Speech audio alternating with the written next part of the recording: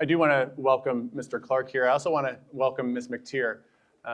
It's a pleasure to have you both back on campus. It's been a little while since we had you here, and we deeply appreciate that. As Samuel has said, the quote's a wonderful one about utopia, because in many ways, that's the UWC mission. Our mission is really a vision. We will never not need a more peaceful, sustainable future. And although it can always feel like it's out of reach, it's the pursuit of it that is really worthwhile. And I think that's a great quote to shape the background of our conversation today when we're talking about Canada's place in the world, some of the good fortune that you've had to lead in some of those areas, and then what the world needs from the youth who are sitting here, and the adults as well. So don't think that the adults are off the hook. The last 50 years have been remarkable, and we've spent this past year celebrating that 50 years to really reignite, to reunite, to pull people back together, to inspire, and then to act in collaboration together. We've had the good fortune to have hosted 2 reunions last summer. It was our 40th and our 10th reunions last summer. We held a 50th gala in Victoria, and we had the great fortune to have UN Ambassador Bob Ray come and speak for that keynote. He went up there with a napkin with 3 bullet points on it and spoke for 32 minutes. And it was remarkable to watch just as a speech giver, and then remarkable to listen to his stories as well. We have 3 reunions coming up this year, our 50th, our 20th, and our 30th. We've had reunions put together by alumni in Chile earlier this year. We have one we're hoping to have in India. It has been a year of celebration in reuniting all those friendships that have made the world a bit better by the fact that they exist. For 50 years, we've continued to bring students in. We still have 75% of our students who are here on full or significant scholarship, providing access to students because they deserve that access. I think 75% of my gray hair probably comes from the fact that we have to fundraise annually to make that happen. But I think it's like utopia, it's worthy of pursuit. Our students buried a time capsule on campus this year, so we'll dig that up in another 50 years and see what was in it. We've been able to celebrate with our alumni in London last week, and we were honored to have Malala Yousafzai be a guest speaker at that event to announce a scholarship in her name for Pearson College for a young lady coming out of Pakistan, and hopefully from her school, Shangla, which was paid for by the money that she received from the Nobel Prize. So it's been one heck of a year for a small school on the edge of Vancouver Island that's promoting peace and unity, and I think that's a great launching point in to talk to you today. Our conversation yesterday, we were talking about a variety of elements, and the first thing I want to do is kind of dive into sort of your past and your contribution. Samuel highlighted all the roles that you've played, but I want to dig in a little bit deeper to some of those experiences. You and our college namesake, Lester B. Pearson, had the opportunity to serve as Prime Minister, and then almost perhaps more impact as the sort of Minister of Foreign Affairs. It's gone through different names over time, but that would be the current role today. Can you share a few examples of when sort of Canadian values diplomacy really made a difference in the world? Well, a place to start is with the name of your college, with Mr. Pearson, who was a remarkable change maker in his own right, but he also established a standard that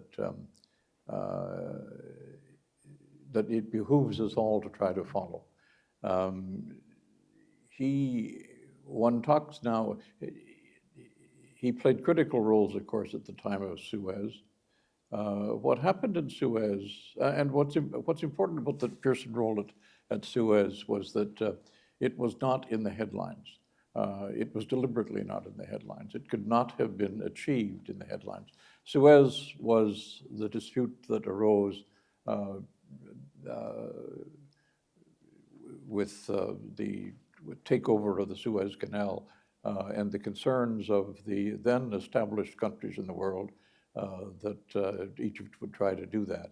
It was a very difficult war. There were sharp divisions on both sides. And Mr. Pearson, with his Canadian credentials high, but his profile low, did whatever he could to try to bring the conflict to an end and bring people together.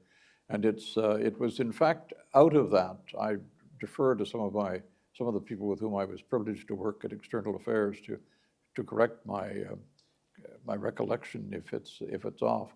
I believe that was when we began the practice of international peacekeeping, which of course has become not only an essential element of trying to control circumstances in the world, but also very much a Canadian accomplishment. Lester B. Pearson we had an opportunity to speak to Michael Pearson, his grandson, who is about to launch a book of letters that he found, discovered, and has written a book about sort of the lesser known side of Lester B. Pearson. And we had Michael Pearson here for the 50th weekend, and he talked about a lot of the things that people didn't know about his grandfather, and how his love of sport led to his belief that people need to work together in the world. And he attributed that in no small part to sort of Lester B. Pearson's founding of sort of Canadian diplomacy, Canadian international peacekeeping overseas. You yourself were involved in a major project working with the apartheid movement, or anti-apartheid movement, sorry, in South Africa. Can you tell us a little bit about your role in that and your time there? There were a couple of dimensions to that. I chaired the Commonwealth Committee of Foreign Ministers on Southern Africa, which was designed to try to urge the South African government to come to an end to apartheid. Part of the story about South Africa was that there were changes going on even then that did not gain momentum. And the end to apartheid should not be regarded as something imposed upon South Africa by outsiders. It was a combination of world opinion and people in South Africa itself who were determined to bring about those changes. If I just may segue a minute, I was in South Africa at the request of the Government of Canada in our last bid for the Security Council, and I was very well received. President Ramaphosa and his colleagues met with me. I have to say that I don't believe we received the support of South Africa in that bid for the Security Council, but certainly the warmth of the relations dating back in time was very clear. As we were walking out, Ramaphosa said to me, "You will remember my colleagues, his colleagues, Thabo Mbeki and others, who had been South Africans, often forced to leave their own country to have an influence upon its fortunes, who profoundly changed the circumstances." And he said, "What I most lament about that era, the era of his youth, was that there was a cadre of South Africans, then young South Africans, who were very well educated, who took their knowledge and applied it, and their sense of loyalty and sense of country and applied it." And he said, "As I look around now," and this is the president of South Africa speaking about it, he said, "Nothing alarms me more than the low state of education that we have been able to achieve in South Africa. They have tried, and it is not simply a South African factor. It is a factor, I think, of societies that have been gripped in conflict and have been preoccupied by that." It also is interesting that while I came into contact with South Africa over a question of human rights, the issue that the president raised with me was in fact a reference to another issue of human rights. And he was lamenting the impact that the now lower levels of education in that country would have over time. Our role, Canada's role in the end of apartheid, was in part because of strong Canadian convictions carried by several of our leaders, but also the determination to make use of the Commonwealth as an instrument of change. I learned something quite interesting. Margaret Thatcher resisted the work of the Commonwealth Committee, and nominally a Brit, it being the British Commonwealth, would have chaired the meetings. The meeting decided that it wanted to be chaired by someone other than a Brit, and I was chosen. What was interesting was that the capacity to make the room work changed quite dramatically, not because I was there, but because the Brits were not in the chair. And that's not a reflection on any individual British person. It's a reflection upon the changes in influences in the world, in countries that have capacity. That's a very important Canadian lesson, because we do not have the history, for better and for worse, of the UK, or indeed of a large power. But we and others have earned a reputation for conciliation, for good sense, for being able to find ways to inch ahead. The Commonwealth Commission's sort of goal, and you're talking about, the importance of access to education. Waterford Cum Laba, which is the UWC that was first in Swaziland and then became Eswatini in 2018, was put in place to offer educational access in direct opposition to apartheid, which was happening, it's not a neighbor, it's surrounded by South Africa. So it's interesting that, UWCs from our founding, the idea, the mission statement, you all know what it is, right? To use education as a force to unite people, nations, and cultures for a peaceful, sustainable future.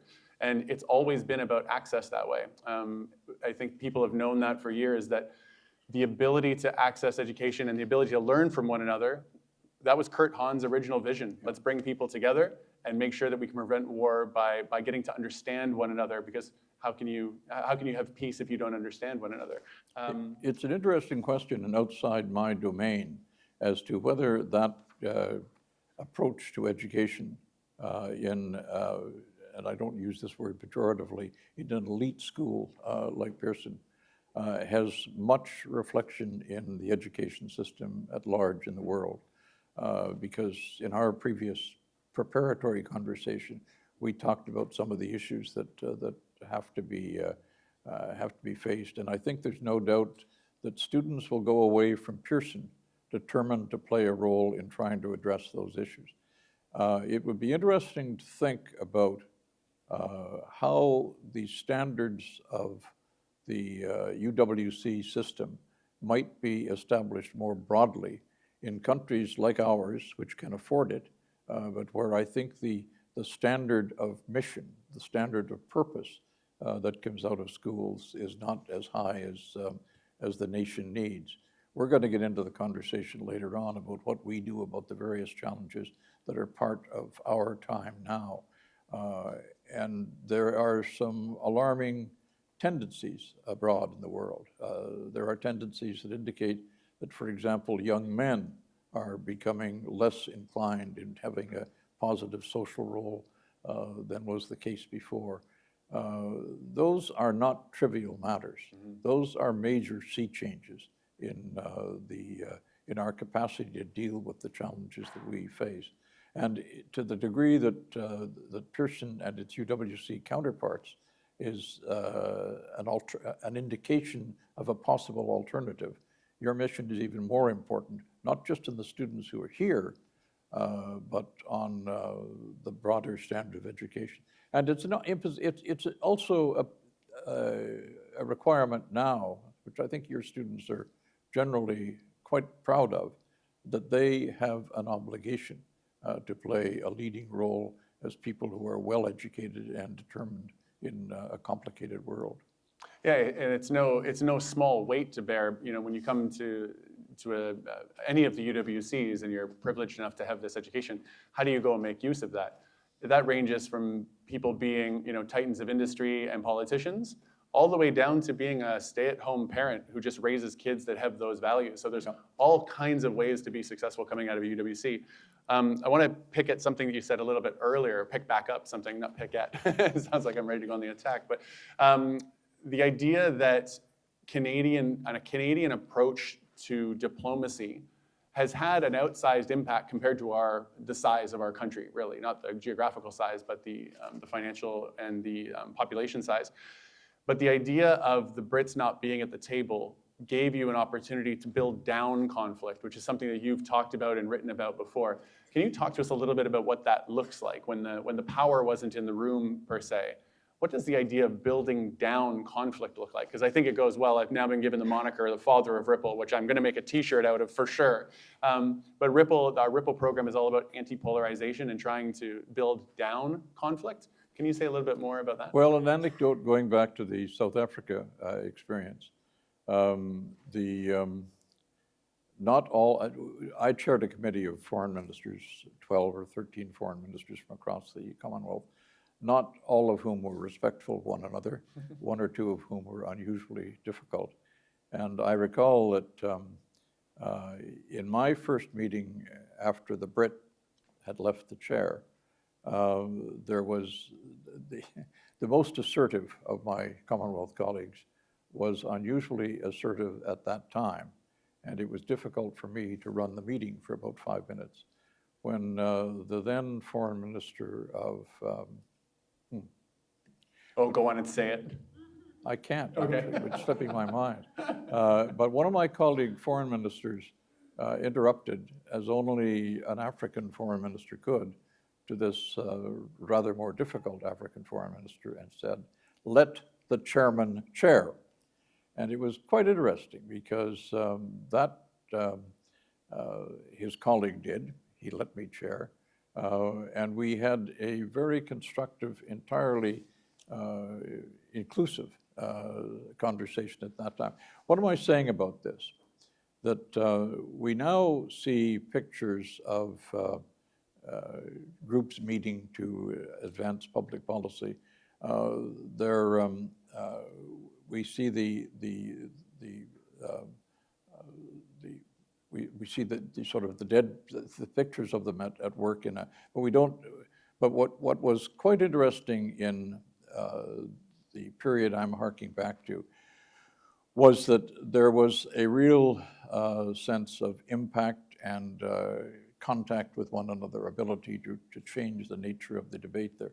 I hope that's the case now, but it was one of the qualities of that earlier time when there was a time and a context, and indeed the Commonwealth context. The Commonwealth meant something. We were part of a family that allowed us to be successful then. I think there's two sides, and as we were talking yesterday, there's two sides to bringing about a negotiated settlement or finding solutions. There's this building down of conflict to allow the conversation to happen. And then there's the building up of the relationship and the common ground. In the situation with the Commonwealth or in other situations you've been in, and we could pivot to the Charlottetown Accords because that's a really good example. But I wanted to know if you wanted to touch on any other situations before we go to Charlottetown about this idea of building common ground in order to move forward. I think the important point to make is that Canada, with all of our changes, has an unusual capacity to build common ground. We have to keep working at it. We have to be sure that our actions in the wider world are designed, in fact, to build up the strength of the wider world. And we may have a better legacy than we do practice. But it is important that our practice retain that degree of engagement and respect for our counterparts. It's harder for a superpower to engender that respect. They're in a sort of, and even the UK in that sense, in that context, was a sort of a superpower. Canada doesn't really frighten anyone. Canada is regarded as a country whose views are considered and valuable, and a respectful country. That's a remarkable asset in the world, and we have to be using it more. I raise it because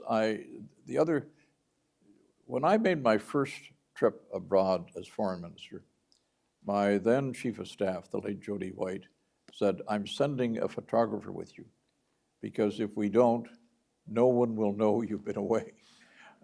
And it was true that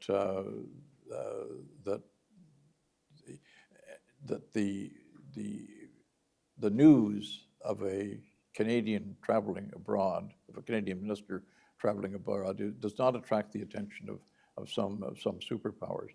Our impact often does.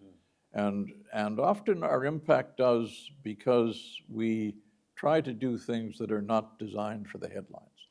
We're trying to make an actual and a real difference. That's a harder thing to do in a modern age with modern media, because the focus is not only on how you spent the 2.5 hours wherever you were, but also there is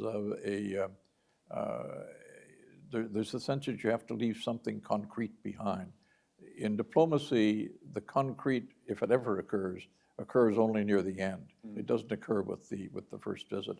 And I think I think that we have to try to find some ways to look at how in this modern world we can apply the strengths of Canadian foreign policy under various regimes more effectively than we do now.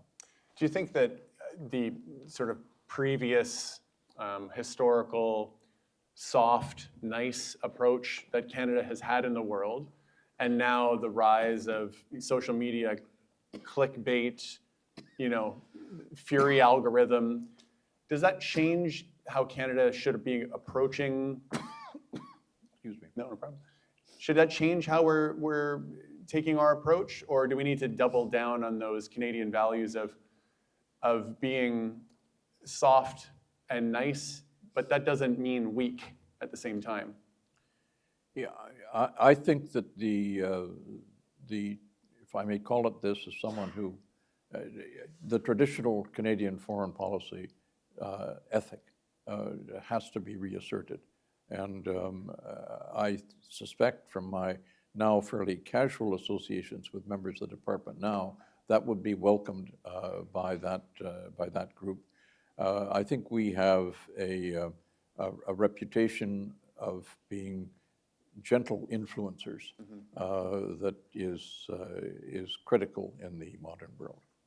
Yeah, it's interesting because a subtle influencer does not describe what social media looks like, where we mistake hollering into the void with a loud voice as dialogue, and it's asynchronous monologue. But I often wonder about Canada's past, whether the world needs more of what we've done, or in order to project our values, we need to take a different approach. One of the things that we talked about yesterday that I want to pivot to is for those of you in the room who don't know what the Charlottetown Accord was, then Prime Minister Mulroney had appointed Mr. Clark to lead a process by which they were going to review the Constitution of Canada. No small feat. All the premiers, as well as 4 major Indigenous groups, were brought to the table. And the idea was to re-navigate the separation, the potential separation of Quebec, as well as other sort of distribution of federal and provincial powers. I would love to know an insider's view about that process, because when you left the Charlottetown Accords, you had unanimous agreement across all the people who were there. Ultimately, it failed in referendum, but that's only because democracy can't be left to the people in the country necessarily. So I say that in jest, kind of. But can you talk to us a little bit about the process of bringing together all the premiers, Indigenous voices, and finding a middle ground amongst all those sort of divergent needs, as it were? Let me start first with the defeat of Charlottetown. And it was defeated, and it hurt. It probably was the major factor that caused me to step out of public life at that time. I was very disappointed at the failure of that process. But it was also at a time in the life of that government where almost anything we did was going to be questioned more than perhaps it should. And there was, of course, the very influential role of my predecessor, Prime Minister Pierre Elliott Trudeau, who took a very vigorous opposed attack on an issue which he regarded as one of his areas of specialty, where he had not succeeded as much as it needed to be. So that is a dimension of that process. What happened at Charlottetown was, first of all, the structure of Charlottetown was unusual in that we invited to serve as equals around the table, as you mentioned, the leaders of the 4 national Indigenous groups. They did not have a vote in the proceedings, but they had immense influence, and their presence as a part of Canada was important. There's a wonderful little anecdote. Ovid McBride, then the president of the Assembly of First Nations, came to me. There's a wonderful room in the Department of External Affairs where discussions can be held, but there are only 10 seats back from the main seat. Ovid McBride came and said, I've got 14 chiefs I have to, from across the country. They're not, they all have standing, and I've got to have them with me in the room. I said, Ovid, I can't give, I have only 10 seats. And he said, you've got to do something. I won't be able to bring them together. So I went to Joe Giz, the Premier of Prince Edward Island, and I said, are you going to use all your seats? He said, of course not. And a good part of the Aboriginal delegation sat as Prince Edward Islanders. What was interesting about that was that it indicated how those not very important accommodations can be made that have a profound influence on, because with Indigenous people at that time, there was some surprise that they were included at all. And the apprehension on their part about genuine inclusion is a continuing challenge. And had we not been able to deal with, Ovid was not being unreasonable. He was much more reasonable than his reputation would suggest. But he had a real problem, which we had to solve there. And the negotiation itself was a lot of give and take. We had a series of goals that each of us brought different goals to the table. But what was remarkable about it was that we were able at the end of the day to get everyone to agree. On the very last day of negotiation, there was a particular difficulty being raised by the Premier of Newfoundland and Labrador, Clyde Wells, that I couldn't, as chair, resolve.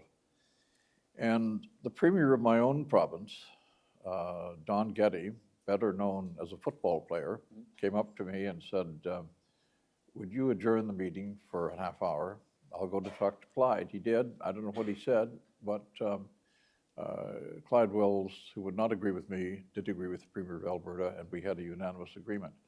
Those are the sorts of things that happen often in negotiations, but they are critically important. They can make the difference, and they have to do, I think, with the sense of respect that is developed over time with regard to all parties.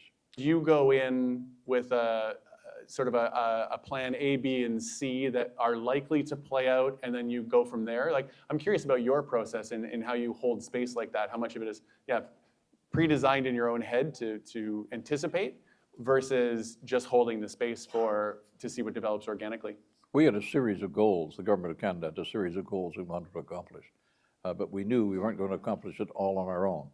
So there had to be a reputation of reasonableness around the table, and that turned out to be critically important.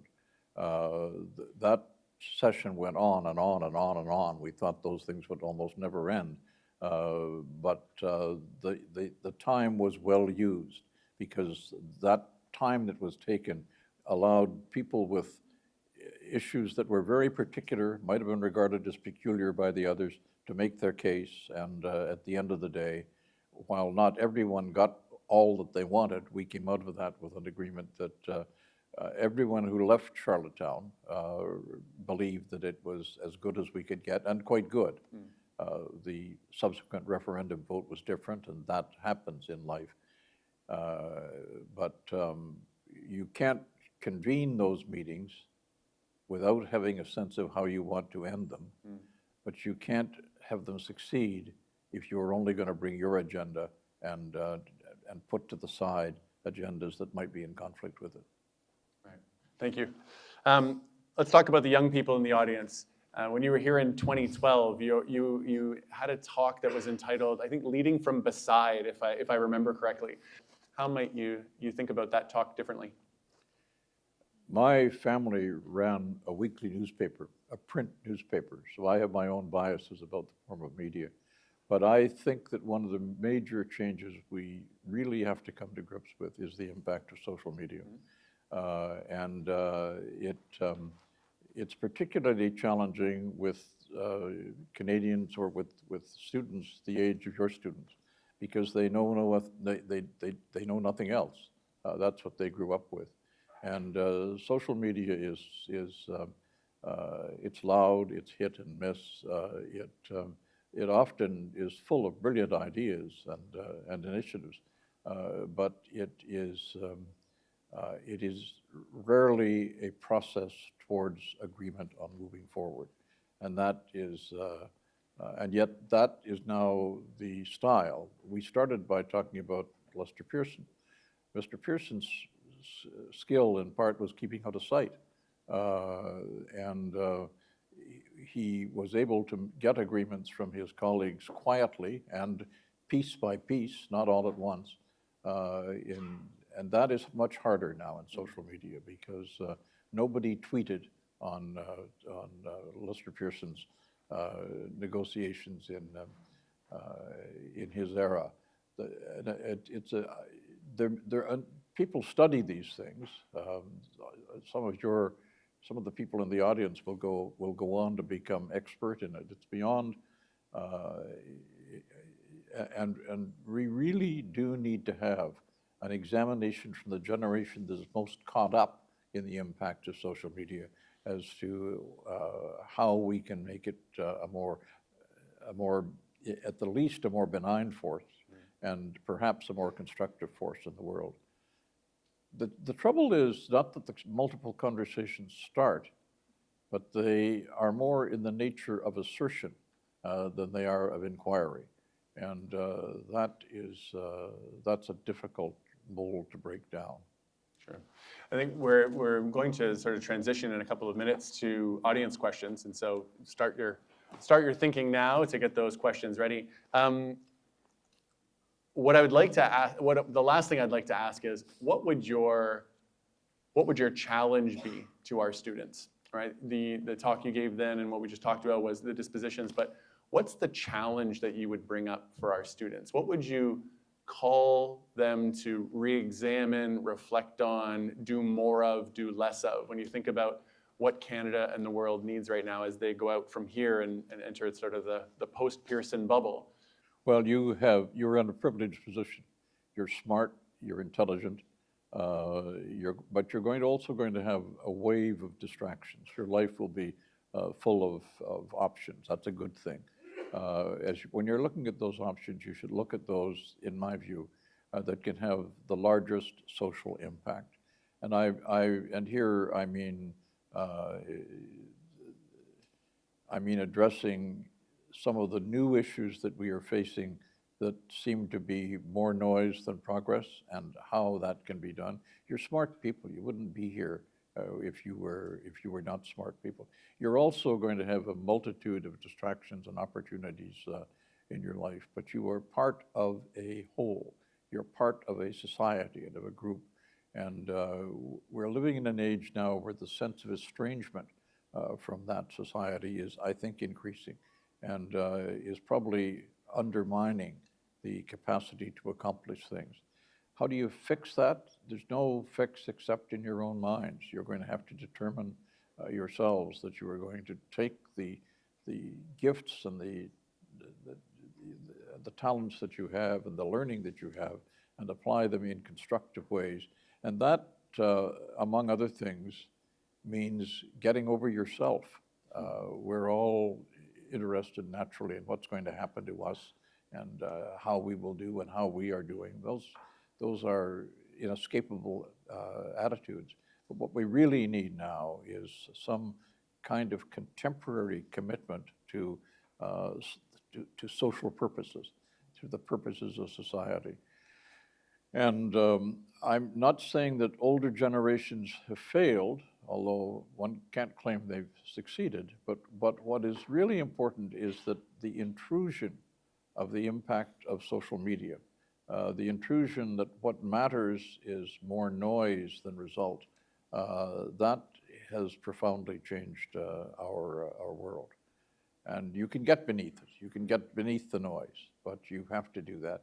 And you have to, as I think one of the great advantages of this college system is that people of different backgrounds, quite profoundly different backgrounds, come together. And that is a model for the kind of potentially chaotic world that we are facing now. Thank you. Mr. Clark was very clear with me yesterday that the best questions would definitely not come from me, but come from the audience and the students who are here. That's been his experience every time he's been here. And so we're going to open up to the audience now and see what is on your minds out there for Mr. Clark. I was told when I said that what I'd done is ask Canadians to write letters to Americans. I was told that people don't write letters anymore. But the message, I think, nonetheless got out. And what is going on with what is happening in the United States is obviously evolving. And I'm no more expert on it than anyone else, except it seems to me that it is edging towards a breakdown. And I don't mean simply a breakdown between the US and other countries, but an internal breakdown. And that would have I don't say this to alarm anybody, it just seems to me to be that we are, once one embraces on a chaotic path, it is hard to step away. We have, I think, still a wealth of friendships and respect in the United States that means that our quiet voices of caution, our request to take a second look at some of these things may help. I think at the very least, we need to call upon the wide range of Canadian small I intelligence, the things we know, to determine how we might be able, without shaking our fists at a president who not only excites, we have to try to find some ways in which there can be an approach to his fellow citizens that may lead to a more positive result. That's what I was trying to say. Great, thanks. And you can write emails to your friends in the US. Do people reply to emails? Not really. Not mine anyways. Okay. I'm trying to find a way in which I do not sound partisan in answering this. I'm not going to be the next prime minister. I think there is a good prospect that the next prime minister will be well suited to deal with that question. And I think that is in the national interest, because I think he will do it calmly as possible. But just to go back, I think it might be worth reminding of the multiple Canadian acts that were similar to the action of Ken Taylor and his colleagues in encouraging the government of Canada to act on, as we did in that period. Flora MacDonald and I were the two who agreed on the policy, but this was very courageous work on the part of Canadian diplomats, which is not an uncommon characteristic, and we simply acted on it. But I think we have to. Part of the reason I was interested in encouraging American friends is that it is important, as they are contemplating actions which will be harmful to them but also harmful to us. It would be well for them to look at the occasions where others, us, Canadians, have been helpful to them, as we were in the hostage crisis. That's a critical question, because the issue is going to grow, and it has to be addressed. I don't have a quick answer, but it occurs to me that it might be useful to go back to whatever the reflections were at the time of the creation of the Canadian International Development Agency, to see if there are any equivalents. I don't mean equivalents, if there's any precedent there, applying the lessons of that time to this time that might apply in these circumstances. I am very troubled by the trend that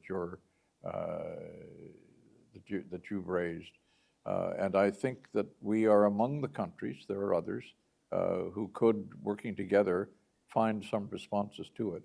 How we generate that, I don't know. And as those of us who studied the evolution of CETA know, there was something of the haphazard about its own development. But it nonetheless, during the period of its success, it was a remarkable Canadian indication. One of the other things we should remember about Canadians and the world, and it happened during my time as Prime Minister, is citizen action. In that case, it had to do with refugees from Asia. We had opened allocations, opened the numbers that we were prepared to bring. We were forced by Canadian public opinion to multiply those actions, and large numbers of people came because of Canadian initiatives. I recall there was a fellow in my then constituency who, whatever else he believed in, did not believe in me. He was a fierce, fierce opponent of me throughout my time as his member of Parliament. But when that crisis arose, he was one of the people who brought to his little store in a little town in northern Alberta a Vietnamese refugee